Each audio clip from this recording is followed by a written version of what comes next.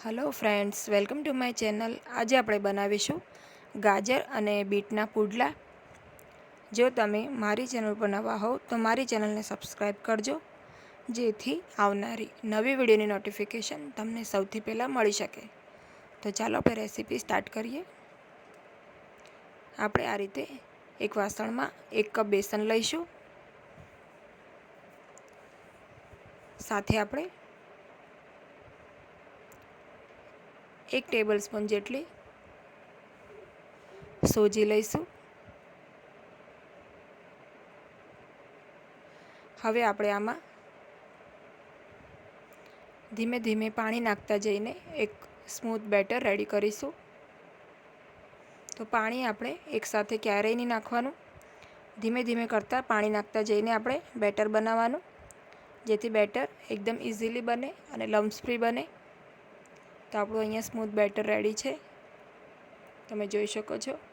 વધારે ઘટ્ટ પણ નહીં અને એકદમ પાતળું પણ નહીં, એ રીતનું બેટર આપણે રેડી કરીશું।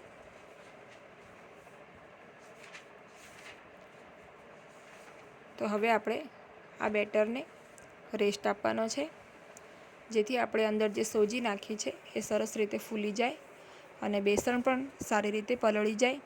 તો આપણે આને 20 થી 25 મિનિટ સુધી ઢાંકીને એક સાઈડ મૂકીશું।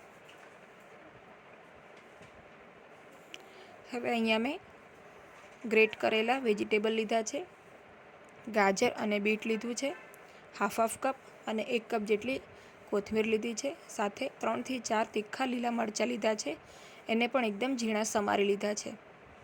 તો આપણે જે પણ વેજીટેબલ નાખીએ એ આપણે એકદમ સરસ રીતે છીણીને નાખવાનું છે, જેથી પુડલામાં ફટાફટ એ ચડી જાય।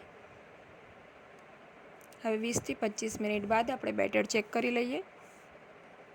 તો આપણું બેટર એકદમ સરસ ફૂલી ગયું છે। એક વખત આને મિક્સ કરી લઈશું।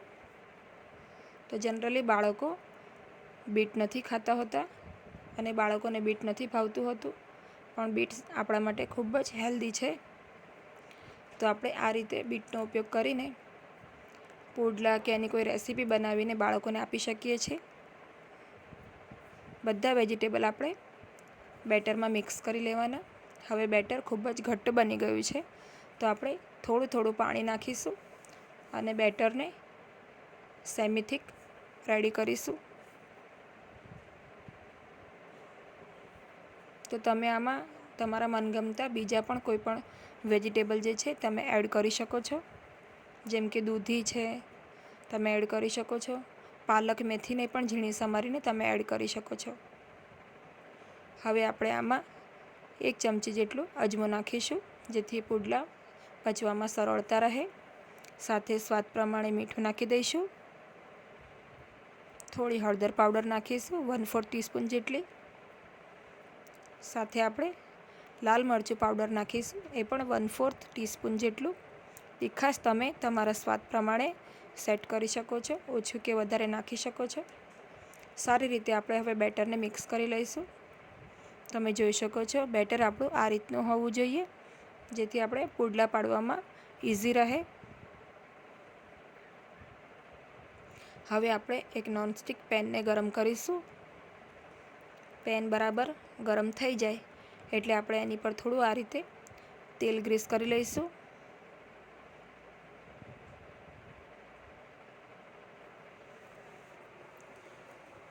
હવે પેનને બરાબર આપણે ગરમ થવા દેવાનું છે। ત્યારબાદ આપણે થોડું બેટર લઈને લગભગ 1 વાટકી જેટલું બેટર લઈને આ રીતે સ્પ્રેડ કરી દેવાનું છે,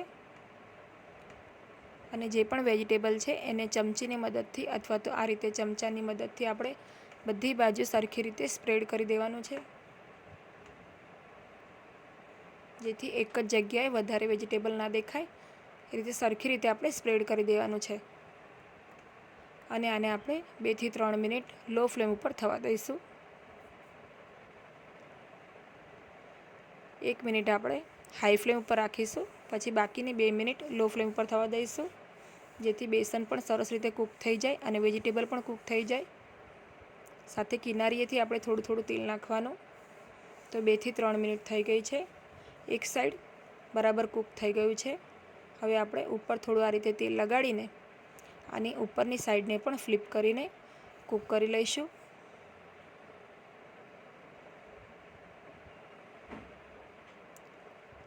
તો તમે જોઈ શકો છો પુડલાનો કલર એકદમ સરસ આવ્યો છે, સાથે જાળી પણ એકદમ સરસ પડી છે. એટલે એકદમ સરસ પોચા અને જાળીદાર આપણા પુડલા રેડી થયા છે. તો બંને સાઈડથી આપણે 2 થી 3 મિનિટ સુધી આને કૂક કરવાનું. તો એકદમ હેલ્ધી આપણા પુડલા રેડી છે.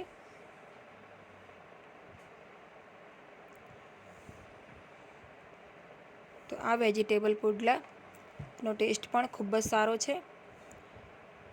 બાળકો આ પુડલા હોંશે હોંશે ખાશે. આ રીતે હું બીજું પુડલું પણ બનાવી લઉં છું. તો પુડલાને બંને સાઈડથી સારી રીતે આપણે કૂક કરવાના.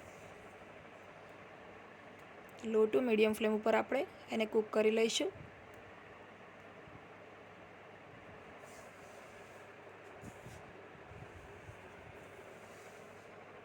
તો આપણું બીજું પુડલું પણ બનીને તૈયાર છે.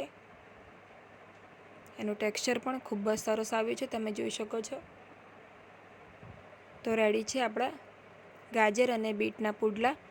સાથે મેં એને ટોમેટો કેચઅપ સાથે સર્વ કર્યું છે. તમે ચા, કોફી કે દહીં સાથે પણ એને સર્વ કરી શકો છો.